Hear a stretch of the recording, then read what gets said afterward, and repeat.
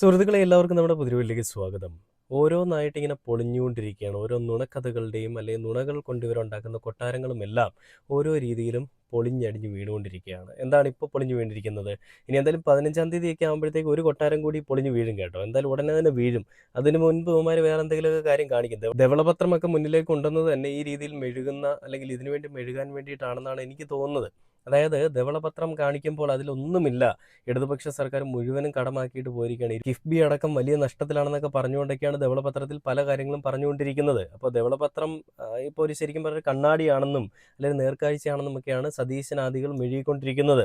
അപ്പോൾ ഇവർ എടുത്തു പറയുമ്പോൾ ഇവരുടെ അടുത്ത് നമുക്ക് ചോദിക്കാനുള്ള ചോദ്യം, ഉമ്മൻചാണ്ടി എന്ന് പറയുന്നൊരു മനുഷ്യൻ മുഖ്യമന്ത്രി സ്ഥാനത്ത് നിന്ന് ഇറങ്ങിപ്പോകുന്ന സമയത്ത് അല്ലെങ്കിൽ പല വിഷയങ്ങളിൽ മുഖ്യമന്ത്രി എന്ന് പറയുന്ന സ്ഥാനം രാജിവെച്ച് പോകുന്ന സമയത്ത് നമ്മുടെ പൊതുഖജനാവിൻ്റെ അവസ്ഥ എത്രത്തോളമായിരുന്നു? അന്ന് ഈ പൊതുഖജനാവിൽ പൂച്ചയല്ല പട്ടിയും കാളയും പോത്തും എല്ലാം പെറ്റ് കിടക്കുകയായിരുന്നു. അതിനെപ്പറ്റി ഒന്നും പറയാനില്ലാതെ പിണറായി വിജയൻ എല്ലാം ചെയ്തു വെച്ചിട്ട് എല്ലാം നല്ല രീതിയിൽ ആക്കി കൊടുത്തിട്ട് ഇവരുടെ കൈകളിലേക്ക് കൊടുത്തിട്ട് പോകുമ്പോൾ അതിനെ ഒന്ന് മെയിൻറ്റെയിൻ ചെയ്ത് കൊണ്ടുപോകുക എന്ന് പറയുന്നൊരു പണി മാത്രമേ ശരിക്കും വി ഡി സതീശൻ എന്ന് പറയുന്നൊരു മനുഷ്യനുള്ളൂ. പക്ഷെ അയാൾക്ക് അതുപോലും ചെയ്യാൻ സാധിക്കുന്നില്ല. എപ്പോഴും രാവിലെയും വൈകുന്നേരവും എല്ലാം ഒരു പൂക്കിച്ചിരി ചിരിച്ചാൽ മാത്രം മതി എന്ന് പറഞ്ഞുകൊണ്ടാണെന്ന് തോന്നുന്നു ഇദ്ദേഹം എഴുന്നേൽക്കുന്നത് തന്നെ. രാത്രി ഉറങ്ങിയിട്ട് രാവിലെ എഴുന്നേൽക്കുന്നത് തന്നെ ഒരു ചിരി മതി, വേറെ ഒന്നും പ്രത്യേകിച്ച് ചെയ്യണ്ട, ചിരിയൊപ്പ് ചിരിക്കഥകൾ അതൊക്കെ പറഞ്ഞാൽ മതി എന്ന് വിചാരിച്ചുകൊണ്ടായിരിക്കും ഇറങ്ങുന്നത്. അപ്പോൾ ഇങ്ങനെ പിണറായി വിജയൻ ഉണ്ടായിരുന്ന സമയത്ത് ചെയ്തു വെച്ചിരിക്കുന്നതൊന്നും ഇനി ഞങ്ങൾ ചെയ്യാൻ പോകുന്നില്ല എന്ന് പറഞ്ഞുകൊണ്ട് ഈ വി ഡി സതീശൻ്റെ പല മെഴുകലുകളും നമ്മൾ കണ്ടിരുന്നു. അപ്പോൾ അത്തരത്തിലൊരു മെഴുകലിൽ അല്ലെ അത്തരത്തിലൊരു പറ്റിക്കൽ പരിപാടിയിൽ പെട്ടൊരു കാര്യമാണ് വാഹന മോഡിഫിക്കേഷൻ. വാഹനങ്ങളുടെ നിറം മാറ്റാം, വാഹനങ്ങളുടെ സൈലൻസർ മാറ്റാം, മോഡിഫിക്കേഷനിൽ ടയറിൻ്റെ വലിപ്പം കൂട്ടാം എന്നൊക്കെ വിചാരിച്ചുകൊണ്ട് വണ്ടിപ്രാന്തന്മാർ കുറേ പേരൊക്കെ ഉണ്ടായിരുന്നു. അപ്പോൾ ഈ കെ ബി ഗണേഷ് കുമാർ തോറ്റ് എന്ന് പറഞ്ഞുകൊണ്ട് അല്ലെ കെ ബി ഗണേഷ് കുമാറിൻ്റെ തോൽവിക്ക് ശേഷം പല വീഡിയോകളുടെയും കമൻറ്റ് ബോക്സിൽ നിന്നെ തോൽപ്പിച്ചത് ഞങ്ങളടങ്ങുന്ന അല്ലെ ഞങ്ങളെപ്പോലെയുള്ള വാഹനപ്രേമികളടാന്നൊക്കെ പറഞ്ഞുകൊണ്ട് കുറേ മെഴുകലൊക്കെ ഉണ്ടായിരുന്നു.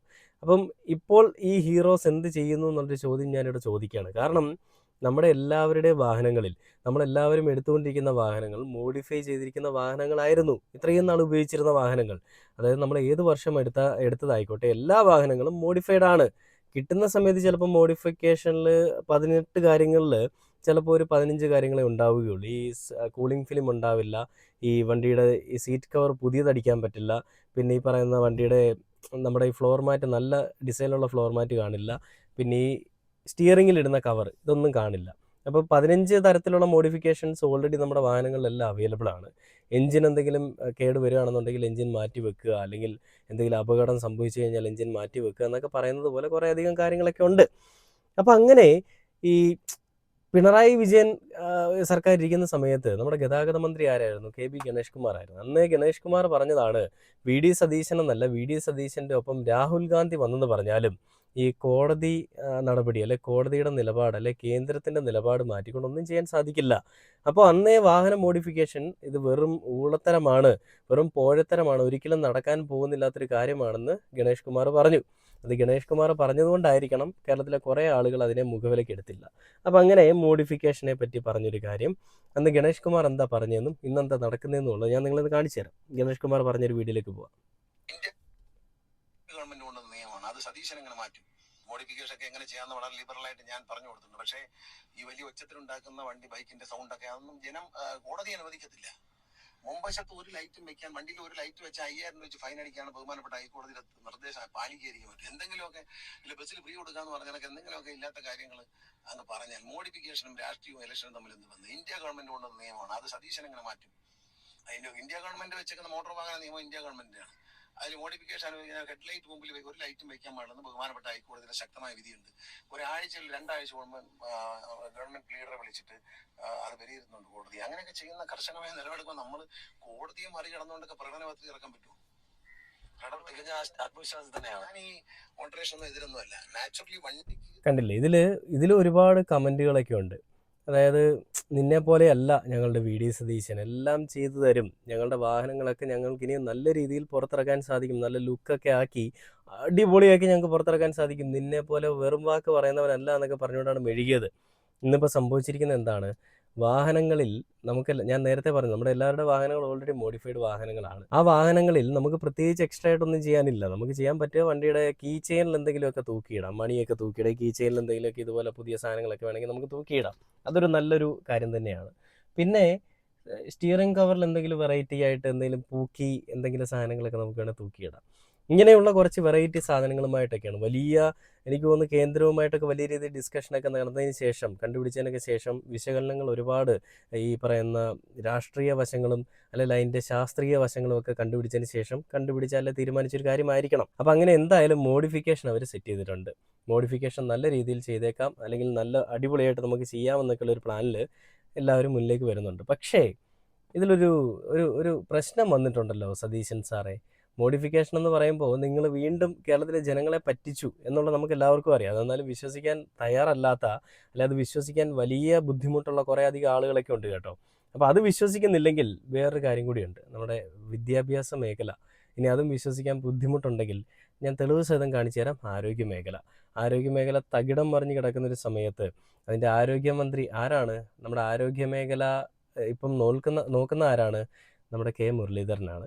ഈ കെ മുരളീധരൻ പറയുന്നത് തെറ്റുകുറ്റങ്ങൾ ആരിരുന്നാലും വരും, നമുക്കത് നോക്കിയും കണ്ടും പരിഹരിക്കുക എന്ന് പറയുന്നതാണ് നമ്മളുടെ പോംവഴി. പക്ഷേ ഇതല്ലായിരുന്നല്ലോ സാറേ നിങ്ങൾ മുൻപ് ഭരിക്കുന്ന, അല്ലെ നിങ്ങൾ ഈ പറയുന്ന ഭരണപക്ഷമായിരിക്കുന്ന സമയത്ത്. പക്ഷേ ഇതിലൊരു തെറ്റുണ്ടല്ലോ, അല്ലെ ഇതിലും ഒരു പ്രശ്നമുണ്ടല്ലോ സാറേ. നിങ്ങൾ മുൻപ് പ്രതിപക്ഷത്തിരിക്കുന്ന സമയത്ത് ഇതായിരുന്നില്ലല്ലോ നിങ്ങളുടെ നിലപാട്. അന്ന് നിങ്ങൾ എന്താണ് പറഞ്ഞത്?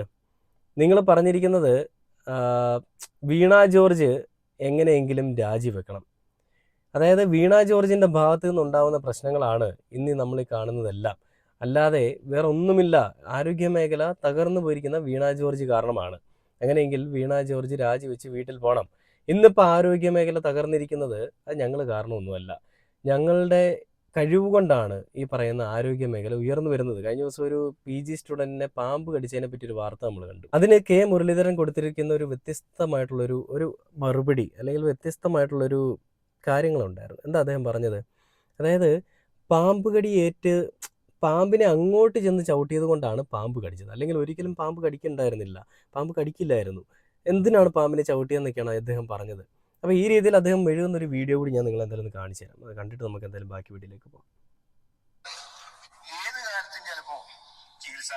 നിയമസഭയിൽ പറയുന്നതാണ് കേട്ടോ. പരാതി കിട്ടിയാൽ വസ്തുനിഷ്ഠമായി അന്വേഷിച്ച് നടപടിയെടുക്കുക, അതാണ് ഗവൺമെന്റിന്റെ ചുമതല. അല്ലാതെ സിസ്റ്റം മുഴുവൻ തകരാറാണ്, എനിക്ക് ഒരു ഉത്തരവാദിത്വം ഇല്ല എന്ന് പറയുന്നല്ലോ സംശയം. അങ്ങനെ സിസ്റ്റം തകരാറാണെങ്കിൽ മന്ത്രിയുടെ ആവശ്യമുണ്ടോ? മറ്റൊരു കംപ്ലൈന്റ് കിട്ടി, ഒരു 4 മാസം പ്രായമുള്ള കുട്ടിയുടെ കണ്ണിലൊഴിക്കുന്ന മരുന്ന് ആരോഗ്യമന്ത്രി കെ മുരളീധരൻ ഡോക്ടറെ കുറിച്ച്.